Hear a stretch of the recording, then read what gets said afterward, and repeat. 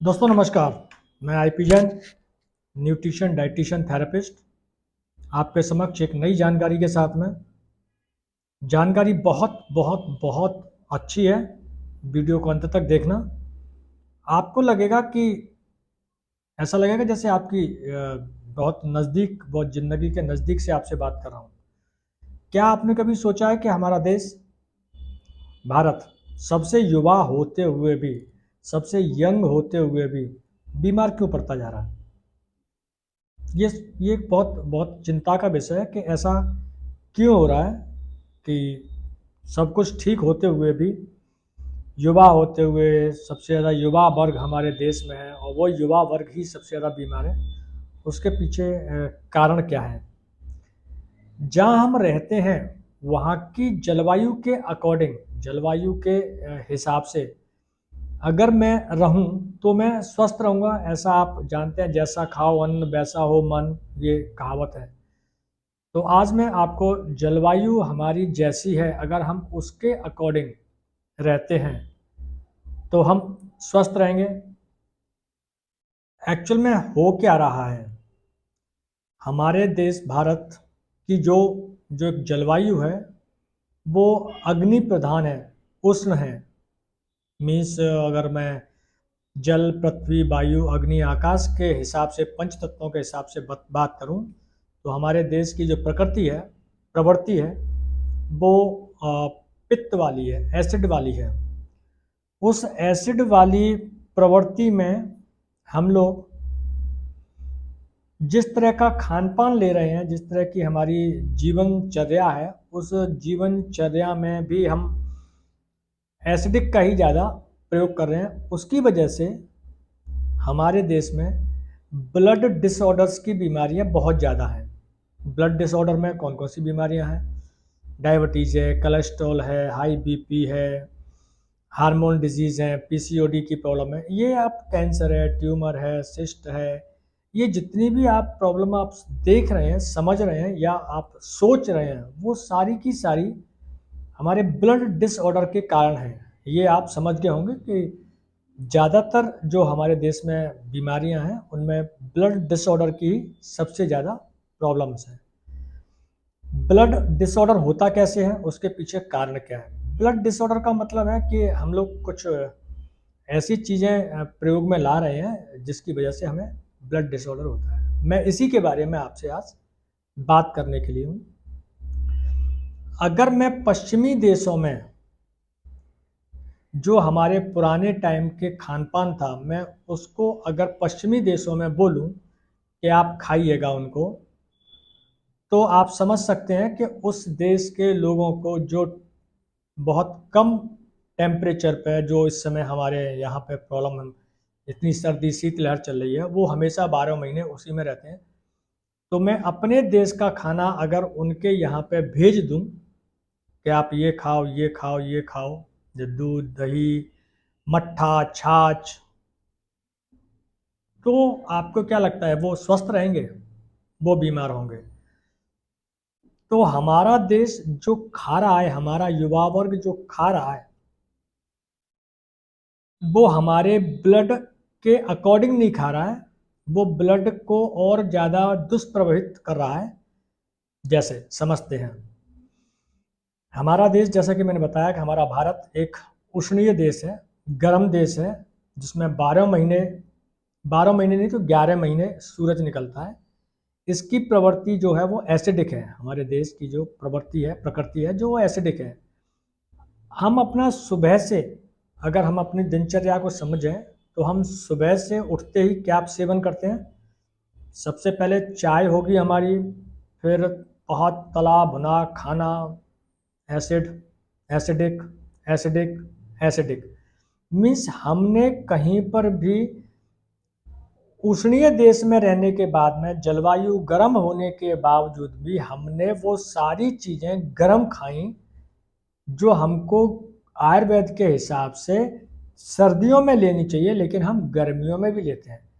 हम उस देश का खाना खा रहे हैं जहाँ पे ये खाना चाहिए। पश्चिमी देशों में वहाँ की जो जलवायु वो शीत ऋतु की है, ठंडी है। ये सारा खाना जो हम लोग अभी खा रहे हैं अपने देश में, वो विदेशी खाना है। हमारे देश का खाना क्या है? मैं आपको कुछ साल पीछे ले जाता हूँ कि हमारे यहाँ पे सुबह की शुरुआत मट्ठा से हुआ करती थी। एल्कलाइन है वो, मीन्स शीत प्रवृत्ति का है। उसके बाद में दिन में सलाद, फल, मट्ठे के साथ में रोटी और खाना पीना, मीन्स बहुत कम नमक पानी का खाना पीना बना करता था।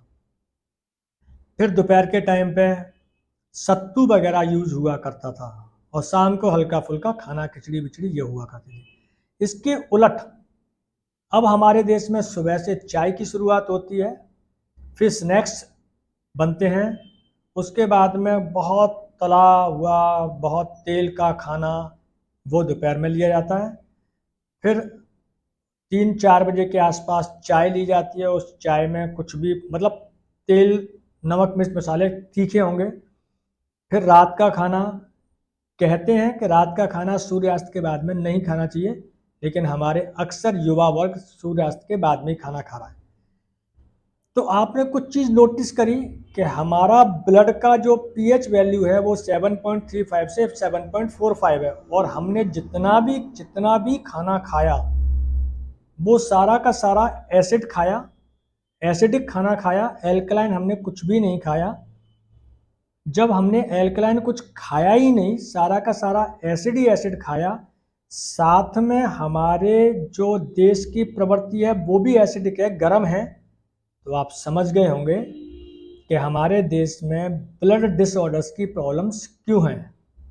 ये ब्लड डिसऑर्डर की प्रॉब्लम्स का केवल आधुनिकता है कि लोग आज के दौर में, हमारा जो युवा वर्ग है वो बहुत ज़्यादा आधुनिक हो गया है कि अपना बर्गर मुंह में दबाया, मैदा। ये पश्चिमी देशों का खाना हमारे देश में जो युवा वर्ग खा रहा है, उसकी वजह से हमारा देश सबसे ज़्यादा बीमारी में घुसता जा रहा है। करना क्या है? कैसे हम अपने देश को युवा तो है ये, लेकिन स्वस्थ युवा कैसे बनाएं? इसके लिए सबसे अच्छा तरीका है कि आपको केवल और केवल, सिर्फ और सिर्फ एक काम करना है। अपनी थाली में से आपको मैदा प्रोडक्ट हटा देने हैं, मीन्स आपको अपनी थाली से विदेशी खाने को हटा देना है।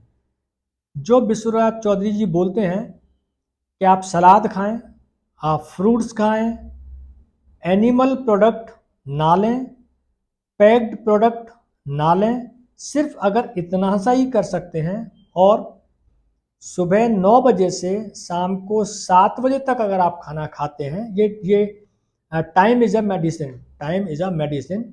मतलब अगर आप इस टाइम में अगर आप खाना खाते हैं, क्योंकि जब तक सूरज उदय है तब तक तो हमारा खाना पच सकता है, सूर्यास्त हुआ तो हमारा खाना पच नहीं सकता है। तो आप इस टाइम फ्रेम में अगर खाना खाते हैं तो डॉक्टर विश्वराज जी चैलेंज करते हैं कि आपकी 60-70% बीमारियां खत्म हो जाएंगी।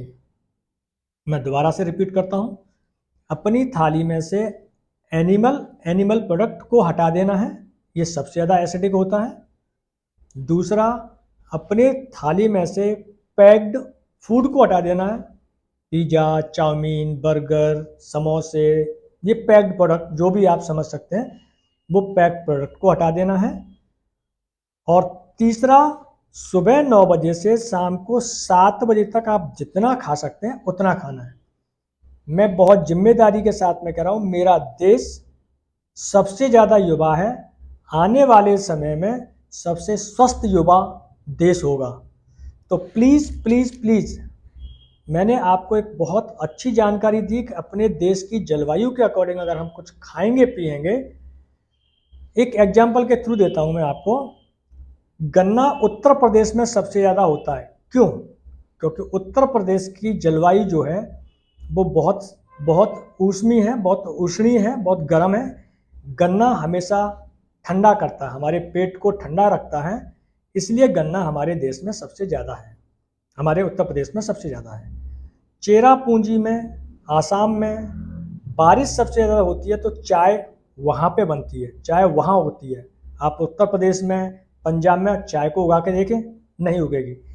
तो हमको अपने क्षेत्र में जिस जगह हम रह रहे हैं उस क्षेत्र के 80 किलोमीटर के एरिया की चीज़ों को अगर आप प्रयोग करते हैं, ये मेरा चौथा वो है कि अगर आप जहां रहते हैं वहां के 80 किलोमीटर की एरिया में जो चीज़ें पैदा होती हैं, अगर आप उनको खाएंगे तब भी स्वस्थ रहेंगे। दूसरा एग्जाम्पल मैं देता हूं आपको, साउथ इंडिया।